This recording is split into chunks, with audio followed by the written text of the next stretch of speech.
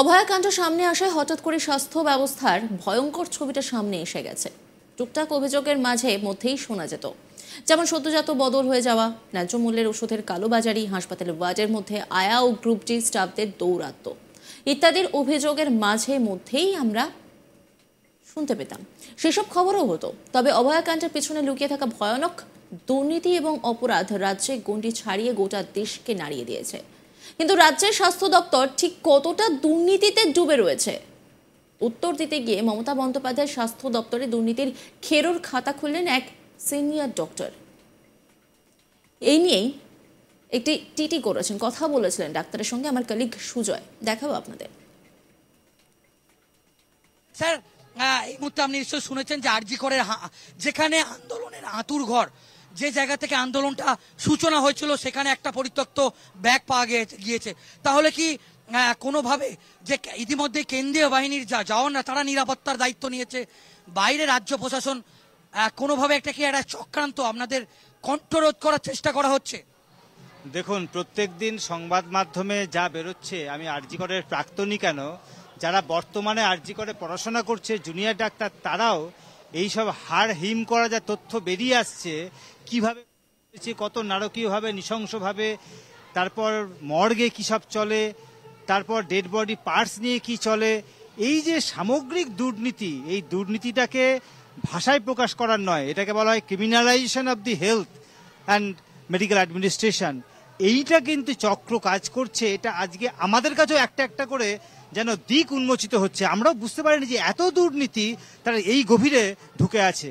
আমরা মনে করি স্বাস্থ্য যারা কর্তা রয়েছেন এবং প্রশাসন, সর্বোচ্চ প্রশাসনের যারা সরকারে রয়েছেন, তারা কিন্তু এটা জানতেন আগে থেকে। কারণ দুর্নীতি যে চলছে এটা সবাই খোলাখুলি জানতো। এতটা যে গভীরে দুর্নীতি, এটা হয়তো আরও যত দিন যাচ্ছে বেরিয়ে আসছে। তাই তো জুনিয়র ডাক্তাররা যে আন্দোলন করছে, আমরা মনে করি মেডিকেল সার্ভিস সেন্টারের পক্ষ থেকে অত্যন্ত ন্যায়সঙ্গত দাবি।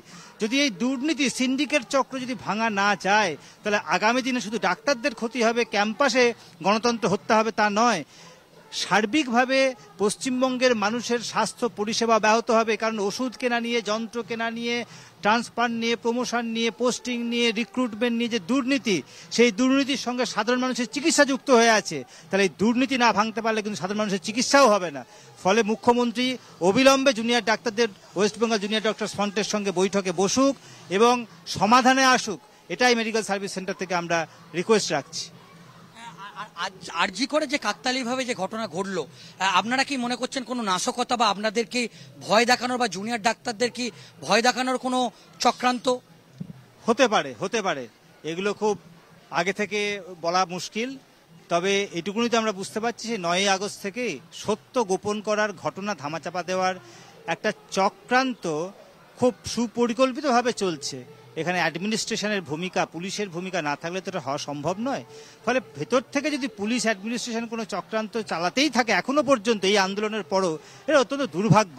তবে চক্রান্ত করে কেউ পার পেয়ে যাবে না, এটুকুনি আমরা বলতে পারি। কেন, আন্দোলন শুধু এখন আর ডাক্তারদের নেই, আন্দোলন এখন সাধারণ মানুষ, শুভবুদ্ধি সম্পন্ন মানুষের আন্দোলনে দাঁড়িয়ে গেছে। ফলে চক্রান্তকারীরা কিন্তু কেউ ছাড়া পাবে না। স্যার, আরেকটা কথা বলবো যে রাজ্য প্রশাসনের কি আরেকটু সদিচ্ছা বা সক্রিয় ভূমিকা হওয়া উচিত ছিল। কারণ আমরা দেখছি যে একটা ইমেল পাল্টা ইমেল এটা চলছে, কিন্তু রাজ্য সরকার যদি সদিচ্ছা দেখায়, জুনিয়র ডাক্তারদের ফন্ডের পক্ষ থেকে যে 30 জনের কথা বলা হচ্ছে, কিন্তু আমরা দেখছি যে পাল্টা আবার স্বাস্থ্য প্রতিমন্ত্রী চন্দ্রিমা ভট্টাচার্য তিনি স্মরণ করাচ্ছেন যে প্রয়োজন হলে তারা কড়া ব্যবস্থা নেবে, সুপ্রিম কোর্টের নির্দেশ। এই যে দুটো পক্ষ, এবং আজকে আপনারাও বললেন প্রয়োজনে আপনারা কর্মবিরতিতে যেতে বাধ্য হবেন। যদি সত্যি আপনারা কর্মবিরতিতে চলে যান, তাহলে তো গোটা রাজ্যের সরকারি বেসরকারি চিকিৎসা পরিষেবা সেটা পুরোপুরি ব্যাহত হয়ে যাবে। কি বলবেন? আমরা তো কখনোই চাই না যে এমন একটা পরিস্থিতি হোক যাতে চিকিৎসা পরিষেবা সার্বিকভাবে বন্ধ হয়ে যাক, সাধারণ মানুষ বিপদে পড়ুক।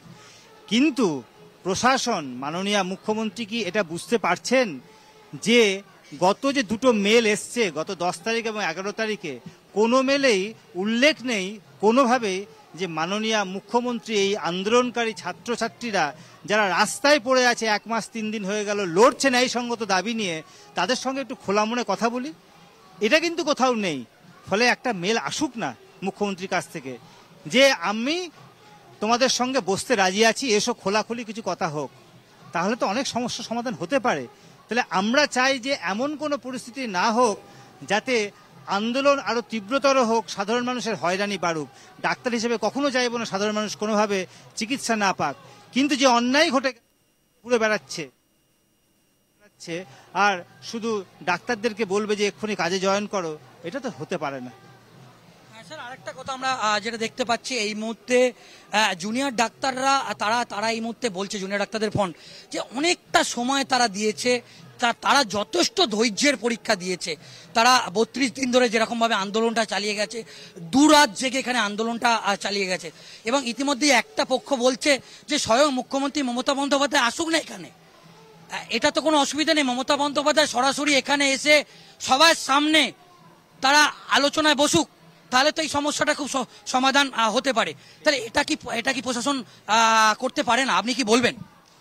প্রশাসন কি পারেন না পারেন সেটা প্রশাসনই বলতে পারবে। তবে এটুকুনি বলতে পারি, বহু ঘটনাতে, এই যে ঘটনার বিরাট ডাইমেনশন, এছাড়াও ছোটখাটো বহু ঘটনাতে মাননীয় মুখ্যমন্ত্রী ছুটে গেছেন। কলকাতা শুধু নয়, কলকাতার বাইরেও বহু জায়গায় ছুটে গেছেন, কিন্তু উনি এই ঢিলছোড়া দূরত্বে আন্দোলনকারীদের কাছে আসতে পারছেন না বা আন্দোলনকারীদেরকে নবান্নে ডাকতে পারছেন না। এটা তো ভাবতে পারছি না, এটা কি সদিচ্ছার অভাব? এটা তো আপনারা ভালো করে বুঝতে পারছেন। অভয়ার বিচার চেয়ে 1 মাসের বেশি টানা আন্দোলন চালিয়ে যাচ্ছেন জুনিয়র ডাক্তাররা। মুখ্যমন্ত্রীর সঙ্গে বৈঠক নিয়ে টানাপোড়েন চলছে কয়েকদিন ধরে। এর মধ্যেই আবার আরজিকর মেডিকেল কলেজ ও হাসপাতালে গেটের কাছে সন্দেহজনক দাবিহীন ব্যাগ পাওয়া গিয়েছে। দেখা গেছে প্রতিবাদ মঞ্চের কাছে রাখা হয়েছে ব্যাগটি, আতঙ্ক ছড়িয়েছে। বোম স্কোয়াডকে তলব করা হয়েছে। এখানেই প্রশ্ন উঠছে, ডাক্তারদের আন্দোলন বাধা দিতেই কি এসব ইস্যু তৈরি করা হচ্ছে? উঠছে একাধিক প্রশ্ন।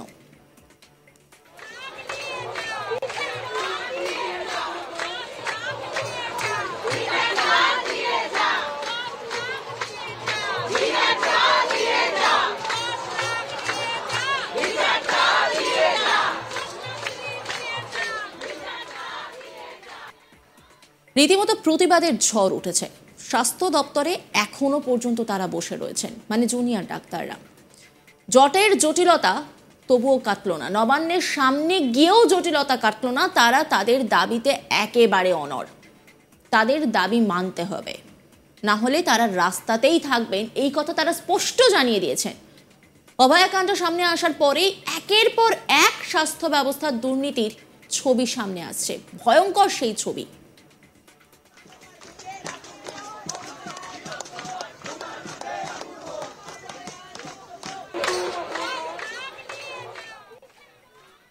নজর রাখুন আজ তাক বাংলার ইউটিউব স্ট্রিমিংয়ে।